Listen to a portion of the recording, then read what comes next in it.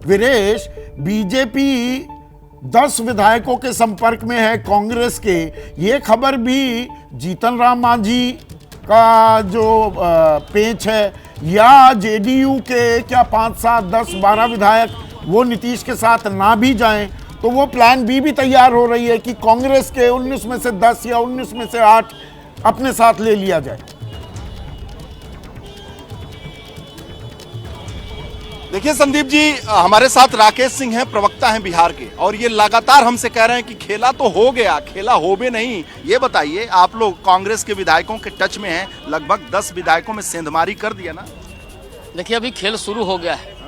बहुत सारे लोग एनडीए के टच में हैं, भारतीय जनता पार्टी के टच में पहले से भी हैं, और अभी बैठक होने वाली है। हमारी पार्टी प्रदेश अध्यक्ष सम्राट चौधरी जी का इंतजार है, वो आएंगे, आने के बाद बैठक शुरू होगी।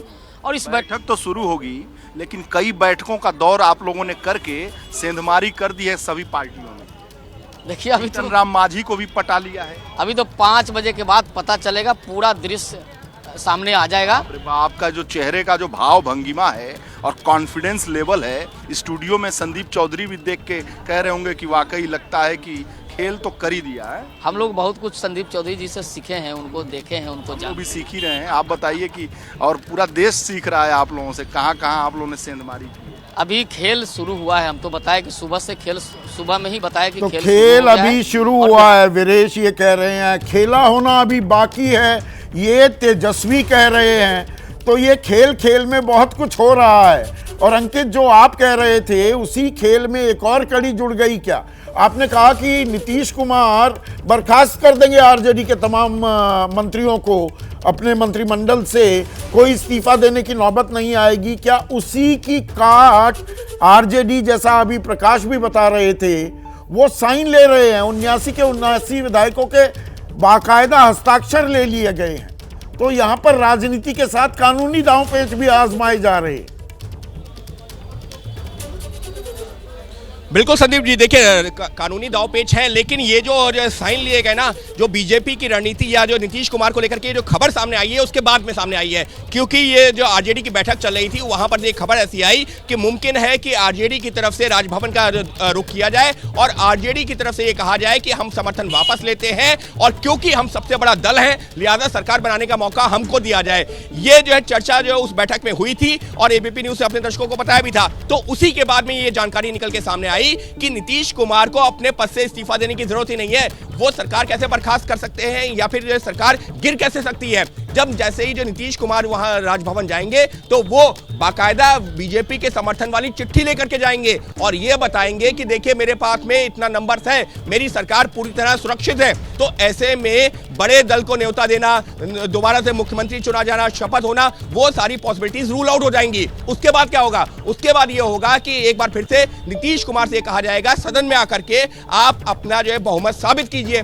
तब तक लिए नीतीश कुमार को, बीजेपी को वक्त मिल जाएगा कि वो जो जिस बात का जिक्र तेजस्वी यादव कर रहे हैं कि खेला होबे, आरजेडी के नेता कर रहे हैं, कांग्रेस के नेता कर रहे हैं कि खेला होबे, तो वो जो वक्त मिल जाएगा, उस वक्त के दौरान वो अपने विधायकों को, जिनको लेकर के आशंकाएं अभी इस वक्त बनी हुई है, और आरजेडी के अंकित, जो आरजेडी के विधायकों की बैठक हुई, अब उसकी बाकायदा पूरी तफसील से जानकारी इकट्ठा करके मेरी सहयोगी निधि श्री अब मेरे साथ जुड़ गई हैं।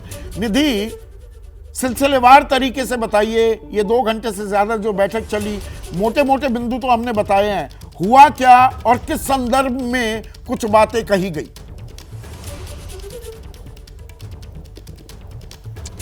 देखिए संदीप जी, सबसे पहले तो विधायक जो वहां पर पहुंचे हैं, सबसे पहले ये देखा गया आरजेडी की तरफ से, जो आरजेडी के आला कमान नेता हैं उनकी तरफ से, कि कितने विधायक हमारे पास पहुंचते हैं, क्योंकि इस बात की आशंका सबसे ज्यादा जताई जा रही थी कि आरजेडी के नेता कहीं छिटक तो नहीं गए हैं, और जो दावा भी किया जा रहा था जेडीयू और बीजेपी की तरफ से।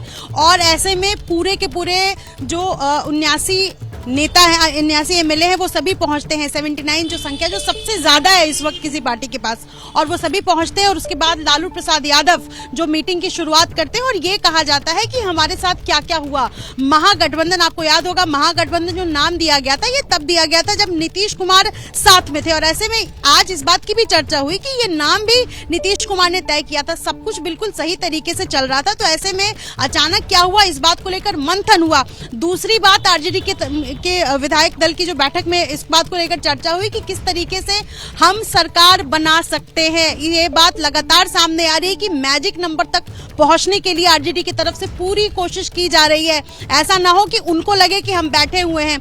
और तीसरा है कि हम उनको पहले अपना स्टेप लेने देते हैं, हम वेट एंड वॉच की स्थिति में होंगे। और चौथी बात मैं बहुत महत्वपूर्ण बता रही हूं कि मांझी इसमें बड़ा रोल प्ले कर सकते हैं। मांझी जो सूत्रधार हो सकते हैं, चाहे वो उधर के हो चाहे इधर के। 4 विधायक वाले मांझी इस वक्त मैं उनके घर के बाहर मौजूद हूं और कुछ ही देर में यहाँ भूपेश बघेल के आने की भी सूचना है। और ऐसे में मांझी जिनको बार बार ये कह रही है आरजेडी कि हम दलित चेहरा बना करके किसी को मुख्यमंत्री पद पर देना चाहते हैं, आज भी आरजेडी के जो मंत्री है, कृषि मंत्री, उन्होंने ये बात कही है। तो ऐसे में आरजेडी ये दावा कर रही है, जो सोर्सेस हमारे बता रहे हैं कि मांझी से हमारी बातचीत लगातार चल रही है। और तो हमने दो पहले भी कहा है बड़ी कि जाति खबरें दे जनगणना को रही हैं लेकर मेरी के- सहयोगी निधि, आपने दो बहुत अहम, दो बहुत बड़ी खबरें दी हैं। पहली खबर तो ये कि अभी भी संभावनाएं तलाशी जा रही हैं आरजेडी खेमे से भी। ऐसा नहीं है कि the deal is done and dusted, कि अब नीतीश बीजेपी के साथ होंगे और बन गई सरकार। उधर भी कुछ न कुछ अड़चन पेंच डालने की भरपूर कोशिश कर रही है आरजेडी। जैसे ही घड़ी का काटा दोपहर 2:30 पे आए, बबीता जी का दिल सास बहू साजिश के लिए मचल जाए।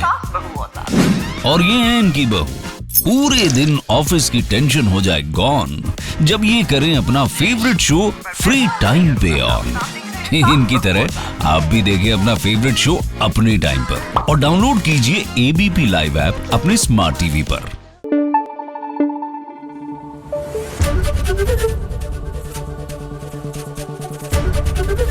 एबीपी न्यूज आपको रखे आगे।